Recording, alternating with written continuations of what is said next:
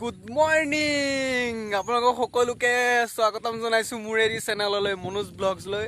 আৰু চাওক আজি ক'ত আছোঁ মই আছোঁ বৰ্তমান একদম পাহাৰৰ তলত। আৰু এতিয়া চাওক মই আপোনালোকক দেখুৱাম ধুনীয়াকৈ প্ৰকৃতিৰ মাজত কেনেকৈ মানুহ জীয়াই থাকিব লাগে আৰু কিমান ধুনীয়াকৈ থাকিব পাৰি মানে কি ক'ম আৰু আপোনালোকে নিজেই চাওক ধুনীয়াকৈ চাওক কি মজা পৰি তলত যিখন এই পাহাৰ গোটেই অসম আৱৰি আছে। লগতে এইখন পাহাৰ আৰম্ভ কৰি তাৰ পিছপিনে 6খন পাহাৰ আছে। আৰু এতিয়া মই আছোঁ প্ৰথমখন পাহাৰৰ একদম তলত। আৰু চাওক পৰিৱেশ চাওক কি মজা পৰিৱেশ। এই ৰাতি ইয়াতে থাকিলোঁ, এতিয়া শুই উঠি অলপ মুখ চুখ ধুই আহিছোঁ। এই বৰ্তমান অকণমান ওলাই আহিছোঁ ঘূৰি পেলাই। ৰাস্তা চাওক না, পাহাৰৰ তলতো পকা ৰাস্তা ইমান ধুনীয়াকৈ বনাই দিয়া হৈছে। চাওক মোৰ পিছপিনে চাওক কিমান ধুনীয়া ৰাস্তা। আৰু চবৰে পকা ঘৰ। লগতে পাহাৰ তলত বুলি যে কাৰেণ্টৰ ব্যৱস্থা নাই সেইটো নহয়, কাৰেণ্টৰ ইমান ধুনীয়া ব্যৱস্থা আছে, 5 মিনিটো কাৰেণ্ট নাকাটে।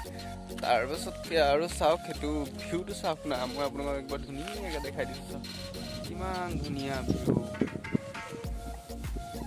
একদম পাহাৰ তলত ফ্ৰেছ বতাহ। আৰু ইয়াত থাকিলে কিবা মনটো একদম ফ্ৰী লাগে, ভাল লাগে একদম পুৰা। যেতিয়া ঘৰত থকা হয়, ঘৰখনৰ নিচিনা ক'তো নহয়, কিন্তু তথাপিও তেনেকুৱা এটা ফিলিংছ পায়। মই কালি থাকিলোঁ এইখন ঘৰত, মই দেখুৱাই দিছোঁ ইয়াতে দাদা এজনৰ ঘৰত।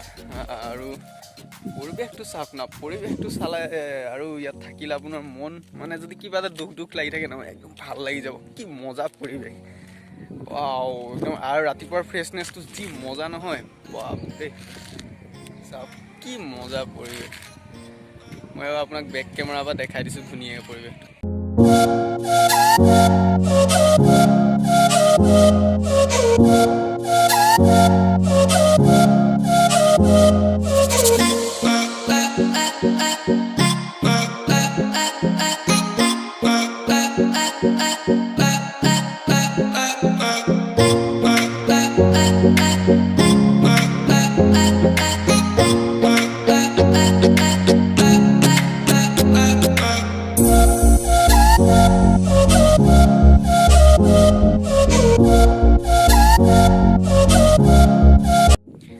আৰু এটা কথা কি জানে, আৰ্টিফিচিয়েল ইণ্টেলিজেন্স আমি হৈ গৈছে তেনেকুৱা। প্ৰকৃতি যিবোৰ দিছে সেইবোৰৰ মাজত থকাৰ মজাই বেলেগ।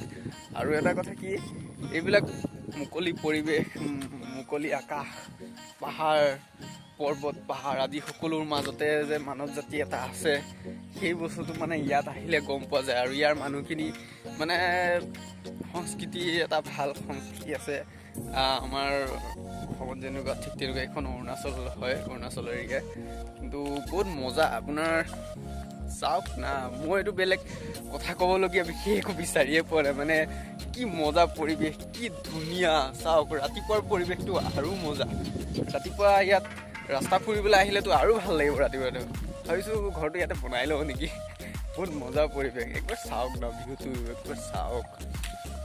প্ৰকৃতিয়ে যিবোৰ দিছে সেইবোৰত যদি আমি জীয়াই থাকিবলৈ এবাৰ শিকি গ'লোঁ, ভাবি লওক জীৱন ধন্য। বহুত ধুনীয়া। আৰু প্ৰকৃতিৰ অতুলনীয়, যাক কাৰো লগত বা মানুহে সৃষ্টি কৰা একো বস্তুৰ লগতে তুলনা কৰিব নোৱাৰি। আৰু তাতে পাহাৰৰ তলত, মই কোৱা নাই যে অকল প্ৰকৃতি অকল পাহাৰৰ তলতে সৌন্দৰ্য আছে, বেলেগত নাই, চবতে আছে প্ৰকৃতিয়ে সৃষ্টি কৰা। কিন্তু পাহাৰৰ যি এই এৰিয়াৰ ওচৰত জেগাডোখৰ, সেইডোখৰ চাওক না কি মজা। এইডোখৰততো আৰু নক'বই আৰু, বম ধুনীয়া মজা। চ' আজি বহুত দিনৰ মূৰত ভিডিঅ' এটা বনালোঁ, ভাল প্ৰকৃতিৰ মাজৰ পৰা ভাল ঠাই আৰু ধুনীয়া ঠাই, মনটো ভাল লাগি গ'ল। শুই উঠি একদম আহিলোঁ ৰাস্তা ফুৰিবলৈ, ভিডিঅ' এটা বনাই দিলোঁ। আশা কৰিছোঁ ভিডিঅ'টো সকলোৱে ভাল পালে।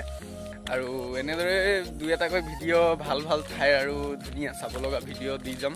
আপোনালোকে মাত্ৰ চেনেলটো ছাবস্ক্ৰাইব কৰিব, লাইক কৰিব আৰু ভিডিঅ'টো শ্বেয়াৰ কৰিব সকলোৰে মাজত, যাতে প্ৰকৃতিৰ মাজত আমি কেনেকৈ জীয়াই থাকিব লাগে তাৰে অকণমান হ'লেও আভাস এটা দিছোঁ বুলি ধাৰণা কৰিছোঁ। আৰু সেইটো যাতে আপোনালোকে বুজি পায়, মোৰ ভিডিঅ'টো শ্বেয়াৰ কৰিব আৰু চেনেলটো ছাবস্ক্ৰাইব কৰিব।